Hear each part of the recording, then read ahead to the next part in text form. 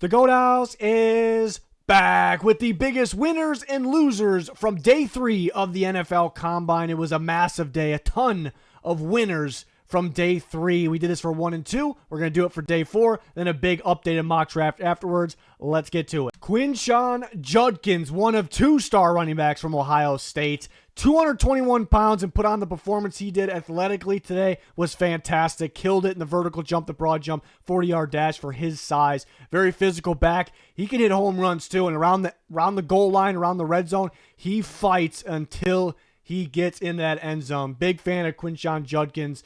Was already known as a second-round pick, kind of being mocked in the later part, or at least the mid part of the second round. I definitely think he goes early too. I think he has a shot to go in the first. I definitely could see maybe as high as the Chargers pick at 22, somewhere around that range. Maybe even a little higher with the Broncos pick. Maybe the Vikings at 24. Maybe his ceiling is around that range, but very likely an early round 2 pick. And the Raiders stand out. They badly need a running back. Maybe they try to get a quarterback with that first round pick. Chip Kelly, his offense coordinator, is now the offense coordinator of the Raiders. So that is a very realistic landing spot. I could totally see him being that next great Browns running back, trying to replace Nick Chubb. Definitely can see that the Browns will be looking for a running back around that range as well. They badly need one. They actually have the first pick in the second round. And the Chicago Bears, to me, I get Ben Johnson running back vibes when it comes to Judkins. He honestly could be that David Montgomery, but a little bit more juice. You know, maybe a little, not as much juice as Gibbs, but maybe he has a little mixture of both those guys, but he has the physicality.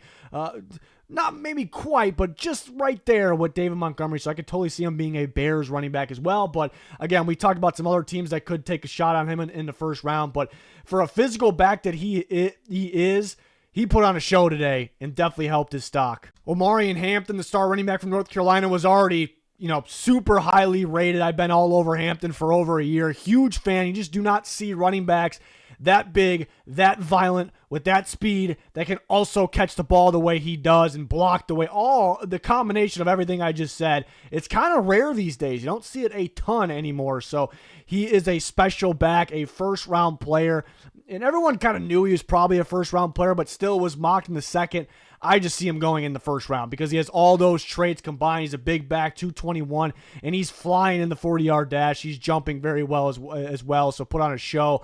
So I see him going in the first. He can go as high as the Cowboys pick. I think Jerry Jones and the Cowboys they got to be blown away by him. Would they take a running back with the 12th pick? They're starting to devalue the running back position a little bit, so maybe that's a little early, but he has the shot to go around that range. But some of my favorite fits, the Chargers, I can totally see Harbaugh, Greg Roman just looking for that physical back that they can trust. Dobbins was awesome, but has the durability concerns, but they can actually trust to stay healthy. That violent back that fits that style, totally could see that. Minnesota at 24. The Vikings have had a little bit of a running back problem recently. Aaron Jones is obviously good, has some durability concerns, but they have an issue for the last several years at having a physical enough back to win on short yardage or goal line. And that is because Kevin O'Connell, pretty picky. He needs his running backs to be able to catch the ball out of the backfield, but downfield as well, like an Aaron Jones.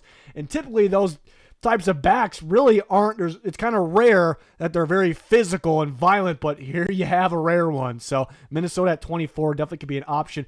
And if he slips through a little bit into the early second, or if a team wants to trade up, Mike Vrabel's Patriots just feels like a Mike Vrabel guy where he had Derrick Henry, so just a big, violent back that can move, catch the ball, kind of sneaky catching the ball in the backfield. Totally could see that as well, but a lot of teams could be interested, whether it's round 1 or round 2 for Hampton. Just Judkins and Hampton kind of on the same page. I mean, they're running a similar range 40 to those of Henderson, who's great, but obviously lighter, more of a speed, back. And these guys have that size, physicality, and crazy athleticism. It's damn impressive. So many running back winners today. RJ Harvey, I'm a huge fan of. He was rising up my board as we got closer and closer to the combine. I moved him into that late 3rd round discussion, even though he's kind of being discussed as a 4th round guy.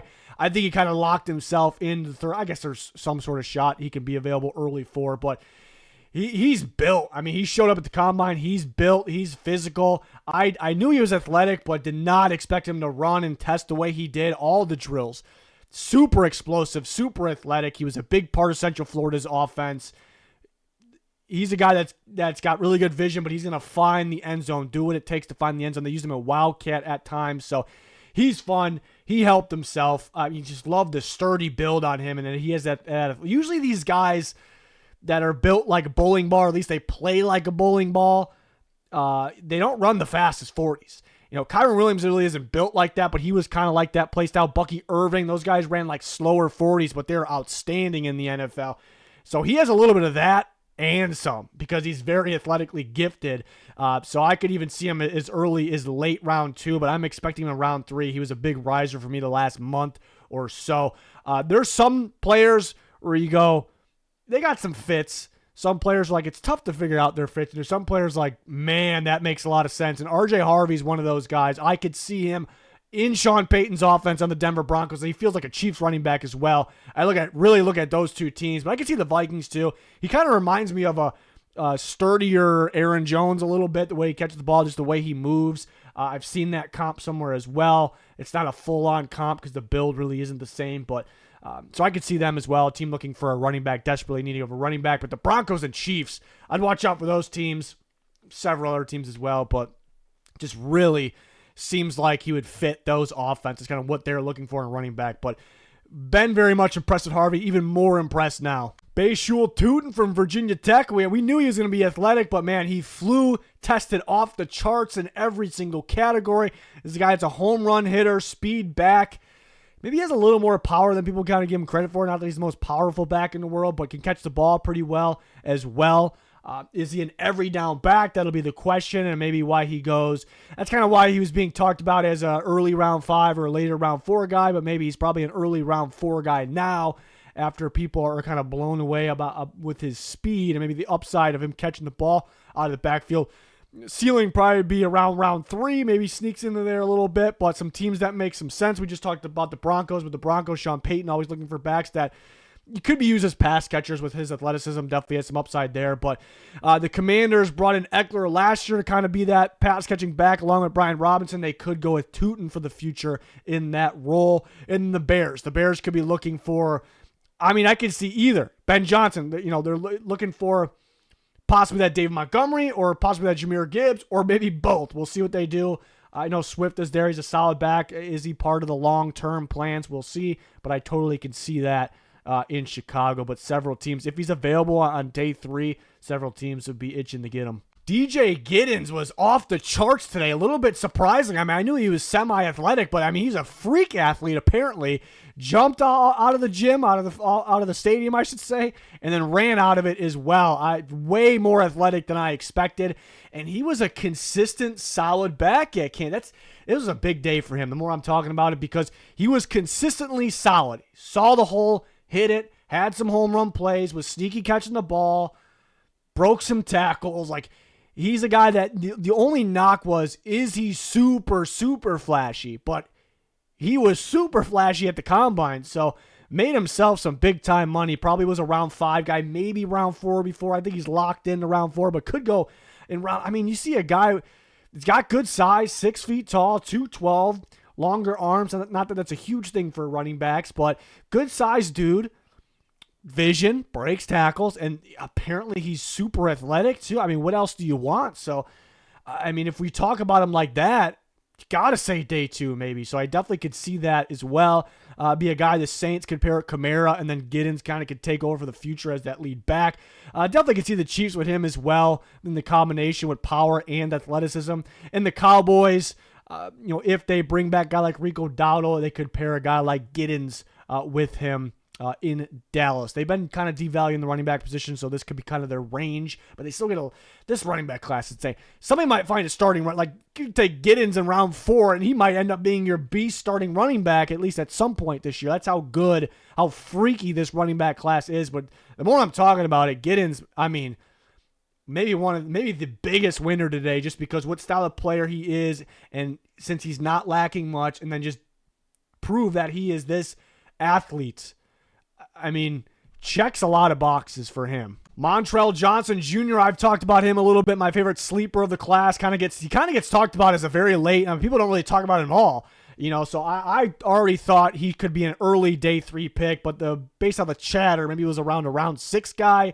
Definitely think he can go up to that 5th round. I think he's worthy of a 4th round pick, but he's a good size, 5'11", 212. He hits a lot of home runs. He can bounce a run outside and get going. He breaks a lot of tackles. I like the vision on him. He's pretty violent. He split at Florida, and he was pretty efficient, pretty consistent with racking up some yards when he got the opportunity, and they started giving him more and more carries down the stretch, and it kind of was like, when Florida was getting better, and it was kind of like, all right, I guess we should have, even though they had a good 1-2 punch, if he got RB1 amount of carries, he would be a star running back. So he's a lot better than people think.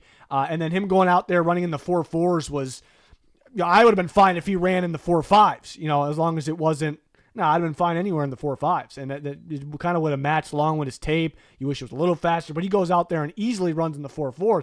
That is fantastic for me. I love his tape. He's a sleeper. He's one of those guys. Every year there's a guy that like this that ends up going in the later rounds, or maybe not quite later, but close to that, and they end up being more of a factor year one than expected. This could be that guy. So teams, that could be taking a running back around that range, like the Bengals. You're looking for a guy with a little more power to pair with Chase Brown. Makes a lot of sense. The Chargers just kind of fits the Harbaugh, Roman team, the play style, if they don't have a running back yet by these rounds. And the Patriots, I can just see them, in that offense, a Vrabel type of guy, perhaps. So, but a bunch of teams can be taking a flyer on a running back down here. Literally could end up with anyone, but people need to be talking about Montreal Johnson Jr. a little bit more. Matthew Golden was a big-time winner, a guy I've been hyping up for a bit here as well. Some people doubting him to be a first-round receiver a little bit, and some people starting to sneak him in the first round of the mocks, but he's locked into that, and he should be going a lot earlier than expected. He was a round 1 guy before. He was tough to mock. Where, though? But I definitely think he goes top 20 after his performance here. That speed with already his route running ability and his playmaking ability in big moments and the improvement he showed. I mean, under 4.3 speed was a 4.29 is pretty ridiculous. I mean, he consistently gets open. Those guys are safe picks in the NFL draft for the next level. Guys that get open, that's like the most important thing. Great hands, big playability, like I said. Ceiling, I think 12th pick. I love the fit with the Cowboys. Are they actually going to take him at 12? I'd say probably not. There's somewhat of a shot. Like I said, it's a ceiling. I love the fit. Him with CeeDee Lamb, keep him in Texas. That'd be awesome. I love if the Chargers got their hands on him, kind of a speedy route running receiver for Justin Herbert. They have Ladd McConkey in the slot, and I would like him for the Packers. The Packers finally step up and take a receiver in the first round. It just feels like a Matt LaFleur guy, a guy that you could pair with Jaden Reed and those guys for the future. I'd be big for Jordan Love at every level of the field. That's where Golden's awesome. Like underneath, intermediate routes, down the field, home run ability. This is a really safe pick. I said it before the combine. It's easily a top 15 player for me, which was bold, but not looking like it right now. Is a stud, safe pick at the receiver position. Ty Felton of Maryland with a really good outing. Super athletic receiver from Maryland, home run hitting guy. Does really good work, over the middle of the field. Guy we're going to have to watch a little bit more. He's definitely sneaking up boards, kind of getting some high praise out there. So teams may be a little bit higher on him than the media's been. So say maybe before he was a 5th round guy, maybe leaning towards round 4, but I could definitely see him sneaking in the 3rd for sure. But teams that could be looking for speed at receiver, the Titans, the Dolphins, the Commanders, even with the Deebo Samuel trade, could be looking for another guy here, kind of revamp that receiver room around Terry McLaurin, because they realize they got a star in Jayden Daniels, so they can use another guy. I think these are teams that really look for the speedy athletic guys with his play style. So I thought those were some good fits. There's more. People always complain why their team isn't in there. Picking 3 out, it's a little early in the process, and it's just who fits, the best. If I had to just pick 3, but a really good outing for Felton of Maryland, guy we're going to have to dig in a little bit deeper on because he impressed. Torrey Horton, Colorado State receiver, made himself some money. A guy I've hyped up a little bit recently as well. I said he probably could be a day 2 guy. Why isn't he getting that love? Maybe because he was injured last year, but yeah, definitely going to be getting some more love. You like the build to him. I know he's thinner, but a lot of good receivers are thinner these days. 6'2" on the longer side. Big play ability. Really good job tracking the ball. The vision after the catch is really good. So I think he's another safe pick. You just kind of get him. Just the injury is the only question, but he seems to be good. Came out there off injury and ran very fast, very athletic. So definitely can see him hearing his name called on day 2 there. Texans make a lot of sense. You could just see him in that offense pairing with Nico Collins. in the Packers as well. Just another guy that feels like a Packers guy. They seem to wait for these types of guys. And maybe, when they do take a guy in day 2, it wasn't like that household day 2 name, and they end up being pretty good. It could be a guy like Horton. And I can see him on the Rams, that Sean McVay offense as well, but can list a bunch of teams for a guy like this. I'd calling him a safer pick, in round 3. Definitely deserves a little bit more love. Jaylin Noel, one of the biggest winners of the day, Iowa State receiver. I like his play in the slot. He's a really good route runner. We mentioned that during the year. I think during the year at one point, or it was later in the year, I was like, yeah, Higgins is more of the bigger name, but Noel is that route runner, polished guy for that next level. Way more athletic. I knew he was athletic, but way more athletic than I thought. He jumped out of the gym, ran out of the gym, ridiculous. It's a safe pick because he'll do work in the slot. He can track the ball, track it and catch it. Really crisp, smooth route runner. A little on the shorter side. The arms aren't the longest thing. It's not that big of a deal, but lit it up today. Probably was an early round 4 guy, potential to go in round 3. I think he's locked in there. I could even see him going in round 2. I've heard people say watch for him maybe easily in round 2. So that's crazy, but not in a bad way. But that's how much he's helped himself. A safe pick, good route runner, slot receiver. Teams looking for a slot receiver that I just feel like a type of guy that those teams would look for. Steelers, Commanders, Titans, all looking for athletic guys and possibly looking for a slot receiver here. So watch out for Noel, one of the biggest winners, not only of today, but the entire combine. Dante Thornton of Tennessee, just about 6'5", big receiver and able to run 4.3. I mean, that caught everyone's eye. I mean, that's ridiculous. Tennessee's a little tough to judge with their offense. It's so unique. It's just an offense you will not see in the NFL with their wide splits their receivers have. There's just creates so much space in their offense, and that's why maybe some of their past top-tier receiver prospects and even quarterback, Hendon Hooker, we haven't really seen much of them yet. Tillman's starting to get going, obviously, for the Browns, but they're a little tough to judge because it's going to be so different at the next level. He's a deep threat guy. He can track the ball very well, and obviously has the length and the athleticism, so he's very unique. Someone's going to take a shot on him for sure. It was probably a 5th-round guy before I'd say hear his name called early day 3, but because how unique he is, the size, the speed, could someone take him late round 3? Possibly. I'm not saying I'm counting on it, but I could see him in the Chargers. Maybe what they hoped to get from Quinton Johnston, even though it was a different staff that took him. But be a good pairing with Justin Herbert. Panthers, kind of the type of receiver that they're missing, like that deep, freaky speed. But they have, Thielen is a good slot receiver. Leggett is kind of a gadget guy. Coker's an interesting one, kind of a possession guy that got some size, could be downfield as well. But Thornton's just a little bit different than what they have. In the Raiders, they got Chip Kelly coming over, so got that, familiar with the, running college playbook, so could make some sense there. But a very unique prospect that lit it up today, kind of on everyone's radar all of a sudden because of the speed that he showcased at that size. Texas quarterback Quinn Ewers threw the ball better than anyone today, real smooth, a little bit further past the injuries he dealt with this year. We knew he was injured all year, and it turned out he had a torn oblique and played through it. That's ridiculous. I've been a Ewers fan. Obviously, his stock has dropped over the years, even over this season, but he was my top 4 quarterback, which I guess is bullet. I feel like on social media, everyone's ripping Ewers, and I understand he played poorly at the end of the year, even though he finished with on the 3rd best team in football, so he deserves some credit there. But he was playing injured, and if you look at games like the Michigan game earlier in the year, Michigan was underwhelming. That is a top-tier defense. Look how many guys are going to get drafted, and that was early in the year when they were all on the field. Look at a game against Alabama last year. Look at a game against Alabama when he first started his first year. He got injured in that game. He has some games, Michigan games specifically this year, where he looks like a first-round prospect. Now, you need to be more consistent. You need to have a lot more first-round tape. So he's not going to be a first-round pick, but he has it in him, right? He has the footwork in the pocket. He has a solid arm strength, solid touch. I know he played with some good players, but I think he gets ripped a little bit too much. Around that, I already had him 3rd round, but the way he was getting talked about was, 4th or 5th round. I definitely think he made himself some money today. Could be a 3rd round pick.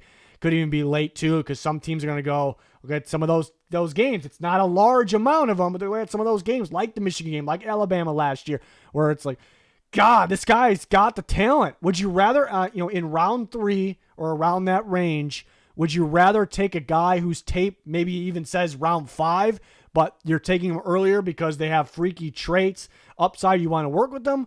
Or are you going to take a guy that actually has some first couple round games on tape? So I would argue that.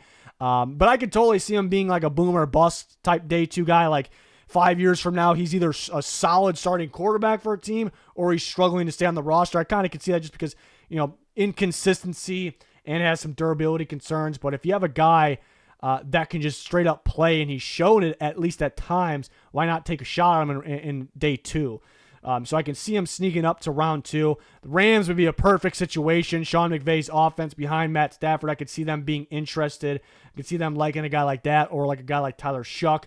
Seattle, in that new Kubiak system, kind of simplifies things for the quarterback. Play pro style, classic pro style, a lot of play action pass. Totally could see that. And the Jets could be looking for a player like that, kind of your traditional pro style pocket passing quarterback. But he doesn't move a ton outside the pocket. He doesn't. When he was healthy, he did a little bit more though than people are kind of, especially stepping up into pocket pass pressure. I mean, that Michigan game, I keep bringing it up. He's got the talent in him. I thought he had a really good day. I would hope he lands on a team like, I would love for him to land on the Rams or the Seahawks. Again, that'd be a fantastic situation for him, but could be going up a lot of teams' boards right now. Cam Ward, I know you're going to be going. He didn't even work out. Didn't even work out today. But that's all we are hearing right now is that he aced the interviews, which is the most important thing at the combine, even though all of it is important. But especially for quarterbacks, they get them on the whiteboard, and you keep hearing these different reports from different teams. So it's not just 1 or 2 or 3. He killed it in the interviews, and teams are coming away saying he is the clear-cut top QB, which a lot of us kind of knew. Sanders isn't even sniffing it. It's all Cam Ward. And it doesn't feel like smoke. It doesn't really feel like that situation. So Cam Ward, for that reason, is a big-time winner. There's some serious sources, some trustworthy sources around Tennessee that now are believing that that's the guy for the Tennessee Titans at the first pick. And the Titans, I know there's a lot of Abdul Carter, and a lot of people in the Titans room loved Abdul Carter, but they were still open to anything. And now that now we're in the process, and they got the chance to sit down at Ward, they could be loving him, and they could trade the pick. I think most people right now are thinking, yeah, Ward's going to go 1, but it's probably not going to be the Titans. You might be right. It could be the Giants going up to 1, but I'd watch out for it. It sounds pretty serious to the Titans. Maybe they want people to believe that, so somebody trades the Hall. Definitely possible, but I'd watch out for the Titans at 1. I bottom line is I think Ward's going 1. I think it's either going to be the Titans or the Giants at 1. The Giants would have to trade up. And the Browns, if the Browns just love Ward that much more than Sanders, Stefanski learned under Pat Shurmur, who was the offense coordinator of Sanders. So I could see the Browns liking Sanders a lot just because system fit and the connection, somewhat of a connection there. But if they just have to have Ward and they're afraid that, and the Titans don't want him, and they're afraid the Giants are going to trade up to 1, and the Browns will trade up 1 spot and take him. So, could the Raiders, could the Jets, could the Saints, even crazier? Sure. I think these teams are more likely. I even think the Browns trading up 1 spot is a little more likely. That's just me right now. But mainly, I'm kind of 50-50 right now. Titans, Giants. But I'd watch a lot of hype there from Tennessee after they got to know Cam Ward. So, didn't even work out. He was there. He weighed in, measured in, and he was a winner on the day because he aced the interviews, which is huge. Huge for quarterbacks, huge for Cam Ward. More winners. I mean, Travion Henderson of Ohio State went out there and was explosive. It was towards the top in all those drills, and we kind of expected that from him, though. So I still think he's a round 2 guy. I don't see him going late 1, but he could because how explosive he is.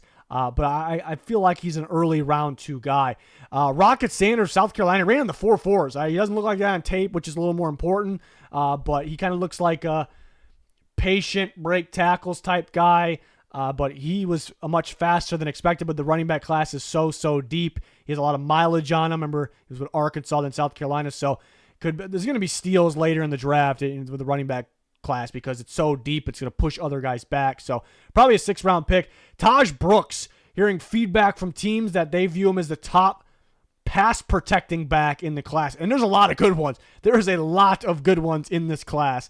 And apparently he's the best. I got to watch more on that. And he was at the top of the agility drills. Shuttle and 3-cone. Very top. So that's impressive for Taj Brooks. So he was kind of a round 6 guy before, probably round 5. Could he go round 4? I can't rule it out. Luther Burden showed up, measured in 6 feet tall. Doesn't look like that on tape. And teams, colleges usually list guys bigger than they actually are. Missouri lists him at 5'11". I know there's not that much of a difference, but kind of is. 5'11", 6 feet tall. It's a receiver. So that was great. Ran a fast 40. I expected a tiny bit faster, but it was blazing fast at the same time. Looked really smooth in the drills. He's got to go round 1, maybe early round 2, but I think he's got to go round 1. Jaden Higgins, yeah, first I was like, he's going to be a major winner because at that size, at that length, there's not a lot of super lengthy, a lot of height guys, but they don't have the arm length to match. Higgins does, and then he runs a blazing 40 at that size. It's like, oh, man. And I'm like, I didn't really see that on tape. Not that I thought he was slow. I thought his routes were a little clunky sometimes, and immediately after the catch, that's where I didn't love him, even though it wasn't poor. He's a great prospect. And then as the drills went on, the gauntlet was fine, but then the drills where they had to run deeper routes, that kind of showed. So the Combine 40, I don't know if it's really, he's a really good test taker, I guess. It sounds ridiculous, but still helped himself. Should be locked in as a 3rd round pick. And then DK from Florida we'll have to watch more of, but what I do know from him is he's dropped the ball a bit, but was Florida's top receiver. Did drop the ball a bit, like I said, but freak athlete today. Jimmy Horn Jr. was one of my sleeper guys of the class. 2 years ago was outstanding. When he played, actually this year he was, pretty solid as well. But he's undersized, but he's shifty, fast, really good after the catch. He actually looks bigger when not big, but bigger when you watch him on the field, in the game. So he's solid. He wasn't getting enough love. I think he passed up his teammate Wester. Actually, I would take Horn before him. I'd watch out, maybe Bull, but a 5th round pick. Jackson Dart, hesitated to put him on here, but he did place the ball well. Accurate, threw the ball pretty well. Same thing with the Senior Bowl. You kind of wonder about like the under center stuff with him, just the transition. He definitely needs to sit. He has a lot of upside. He's in the running of being my quarterback too, but he definitely has to sit and learn an NFL offense a bit.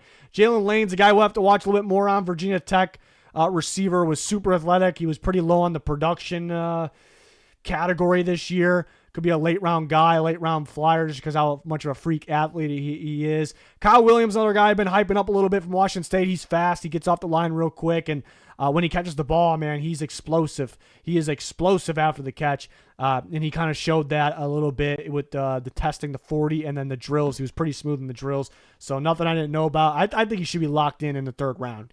Could surprise people and go round 2. What I learned today, the receiver class on day 2 is freaking loaded, and there might be some of those guys that slip back into early round 4, but I mean, there's an obvious top 5 if we're counting Travis Hunter at receiver. Those guys should go 1st round. Maybe one of those guys slips through, maybe 1 or 2. I think all 5 should go first, but maybe 1, crazy amount, but maybe 2 slip through the 2nd round. Then it becomes even crazier because then in day 2 you have Trey Harris, you have Jack Bech, you have Isaiah Bond, you have Jalen Noel, you have Kyle Williams. I'm kind of going out of order here, but you have Torrey Horton, Jaden Higgins, Restrepo. I'm going top of my head right now. There's a lot of guys. Felton from Maryland's another one to watch now. And there's more. I mean, and you got really good guys. We talked about an early day 3. So the receiver class starting to look a little bit like that running back group. Not as good, but it's still looking pretty good. And you got guys at the top like Matthew Golden definitely helping themselves as well. Am I blocking this? No, I'm not. We got all the information here for the extra winners. A lot of winners on the day. And then some losers on the day. Brashard Smith of SMU, he actually ran very fast. So very fast in the 40, but he comes in the combine. He was a receiver at SMU and then switched to running back. And he was a pretty solid running back, but he's clearly undersized. And then he gets to the combine, and teams are actually asking him to work out at receiver. So first glance, that's not the greatest sign. SMU moved you from receiver to running back. They want to move you back to receiver. And then he does not jump well at all. Like at the bottom in terms of the vert and the broad jump. But if he's going to play receiver, either position, you wish that was a lot higher. He did run fast, but he's in a situation where it's like undersized running back. Is he good enough for a receiver? Not a big leaper. What is he? He's just kind of a unique weapon. These guys, I think he might be a later day 3 pick, even though there's a big fan club for Smith out there. Then Tez Johnson comes in weighing 154, which teams, I promise you, teams will scratch him off. They already did at the Senior Bowl off the board because of that alone. I don't agree with that, just that off that alone. They should do that, but they do. A lot of the old school coaches and front offices will do it. And then he comes in, hyped up 40-yard dash, runs in the 4.5, so really not ideal. He's going to slip through a little bit because of that. Pat Bryant was a solid receiver at Illinois, 4.6s range. Because how many receivers won the day, he's going to get pushed back, obviously. Savion Williams, not the worst day in the world, but this guy is a freak gadget, unique freak gadget type receiver. So you expect him to go out there, really a lot of hype on him too, and kill the 40. And he ran fast, expected faster, but the jump out of the gym, he didn't do that. You expect a guy like that to, do the leaps, and all these other receivers around his range of the draft help themselves. We talked about so many of them, so I think he gets pushed back. I think round 4 at the earliest, really. And another Oregon Duck, Dylan Gabriel. We had a lot of winners throughout the process already from the Oregon Ducks, though. But Gabriel, under 6 feet tall. He didn't throw the ball too well in the throwing drills. I haven't been super high on Gabriel. I thought his interesting throwing motion. He kind of tried to tweak it this year. So I really haven't been a huge Gabriel guy. Some random people, I think PFF as well, they were super high on him. So I think around 6 at the earliest. I almost think in my opinion, with quarterbacks, you take guys that, they could be, even if, they could be something, so I don't know if I would actually draft them at all, but not saying he's not worthy of being drafted at all, just my opinion. But you even talk about more guys on this. Ted McMillan didn't do anything, while Matthew Golden, who I was actually close grade for me on those two guys, which might be bold, but Golden tore it up. McMillan wasn't out there really doing anything. So is he a loser because of that? We can name some other guys, but these are the main guys I'd say. I thought Dylan Sampson would tear it up a little bit more. I know he didn't run the 40, but he was pretty smooth in the drills, so don't really count him as there was just so many guys that participated today that, hard to, I'm trying to remember other guys that could have done a little bit better. But Wester, the other Colorado receiver, I thought, I think Horn passed him up. I was already kind of leaning towards that. But a lot of guys opting out. I keep talking about it, but, and then some other guys passing them up. Basically, what's happening. So maybe they're their own fault. They're kind of hurting themselves. But a lot of guys are dealing with some injuries here. But ton of guys went out there and performed today. And a lot of guys made themselves some money. Again, the receiver class looks even deeper. Day 2 looks super strong with the running back class like we knew it. It's ridiculous. So really enjoyed today. Let me know your thoughts. Maybe I didn't get to touch on everybody. I definitely didn't get to touch on everyone in this video, so you can help out in the comments. Let's discuss here. We did this for days 1 and 2. We'll do it for day 4, and then update a mock draft when it's all said and done, and then boom, free agency time. More trades probably coming. We have you covered, everything NFL. Beautiful time of the year. Like, subscribe, to notifications on. It's going to do it for this one. Thanks for watching. Goodbye.